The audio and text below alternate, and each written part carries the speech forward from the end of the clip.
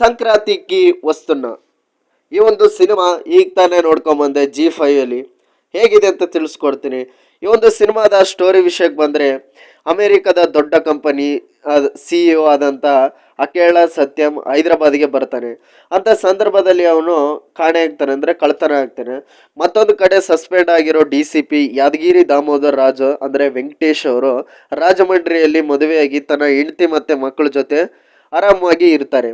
ಈ ಕಡೆ IPS ಮೀನಾಕ್ಷಿ ಸಲಹೆಯಂತೆ CEO ಅಖಿಲನನ್ನು ಬಿಡಿಸಿಕೊಂಡು ಬರೋ ಜವಾಬ್ದಾರಿ ರಾಜು ಹೆಗಲೇ ಇರುತ್ತೆ.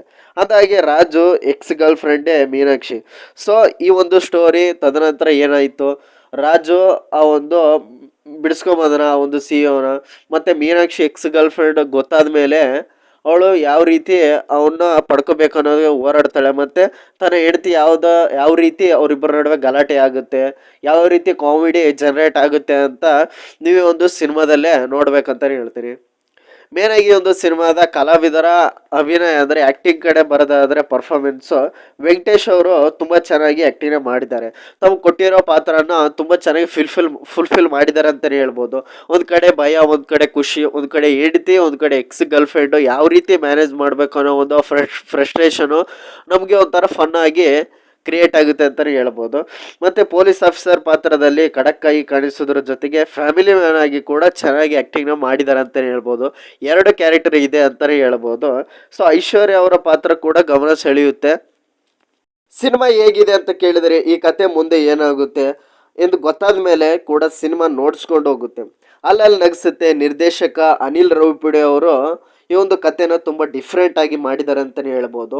ಮೇಲಾಗಿ ಅವರ F2 F3 ಸಿನಿಮಾಗಳು ಒಂದು ಕಾಮಿಡಿ ಜಾನರ್ ಹೊಂದಿರುವಂಥ ಸಿನಿಮಾಗಳಾಗಿದ್ದವು. ಸೊ ಹಾಗಾಗಿ ಈ ಒಂದು ಸಿನಿಮಾ ಕೂಡ ಅದೇ ರೀತಿಯ ಕಾಮಿಡಿ ಜಾನರಲ್ಲೇ ತಗೊಂಡೋಗಿದ್ದಾರೆ. ಮೇನಾಗಿ ಒಂದು ಸಿನಿಮಾ ನೋಡಿದಾಗ ನನಗನ್ಸಿದ್ದು, ಆ ಟೈಮಲ್ಲಿ ಬರ್ತಿದ್ದೇವಲ್ಲ 90s ಟೈಮಲ್ಲಿ, ನಾವು ಈಗಲೂ ಕೆಲವೊಂದು ನೋಡ್ತೀವಿ ಕನ್ನಡ ಸಿನಿಮಾಗಳಲ್ಲಿ ಕೆಲವೊಂದಿವೆ. ಆ ಒಂದು ಅಂದರೆ ಬೇರೆ ಟೈಮಲ್ಲಿ ಒಂದು ಹೆಂಡ್ತಿನ ಮದುವೆ ಆಗಿರ್ತಾನೆ, ಇಲ್ಲೂ ಒಂದು ಮದುವೆ ಆಗಿರ್ತಾನೆ, ಆಮೇಲೆ ಅವಳು ಬಂದಾಗ ಯಾವ ರೀತಿ ಗಲಾಟೆಗಳಾಗುತ್ತೆ, ಈ ರೀತಿ ಇದೆ. ಬಟ್ ಇದು ಸ್ವಲ್ಪ ಡಿಫ್ರೆಂಟ್ ಆಗಿದೆ, ಅದು ಹೇಳ್ತಾ ಇಲ್ಲ. ಆದರೆ ಆ ರೀತಿ ಒಂದು ಜಾನರನ್ನ ತೊಗೊಂಡು ಬಂದಿದ್ದಾರೆ ಅಂತಲೇ ಹೇಳ್ಬೋದು. ಇದು ಆ್ಯಕ್ಚುಲಿ ಹಳೆ ಜಾನರು, ಬಟ್ ಈ ಒಂದು ಅಪ್ಗ್ರೇಡೆಡ್ ಮಾಡಿದ್ದಾರೆ ಅಂತಲೇ ಹೇಳ್ಬೋದು. ಸೊ ಹಾಗಾಗಿ ನಮಗೆ ನೋಡ್ತಾ ಇರಬೇಕಾದ್ರೆ ಒಂದು ಒಳ್ಳೆ ಎಕ್ಸ್ಪೀರಿಯನ್ಸ್ ಕೊಡುತ್ತೆ. ಓ ಈ ರೀತಿ ಇದೆ ಸಿನಿಮಾ, ಒಂದು ಒಳ್ಳೆ ಎಂಟರ್ಟೈನೆಡ್ ಅಂತ ಅನಿಸುತ್ತೆ. ಸೊ ಹಾಗಾಗಿ ಮೇಲಾಗಿ ಹಂಗೆ ಒಂದು ಸಿನಿಮಾದಲ್ಲಿ ಬುಲ್ರಾಜು ಅನ್ನೋ ಕ್ಯಾರೆಕ್ಟ್ರು ತುಂಬಾ ಚೆನ್ನಾಗಿದೆ. ಅವ್ರ ಆ್ಯಕ್ಟಿಂಗ್ ಕೂಡ ತುಂಬ ಚೆನ್ನಾಗಿದೆ.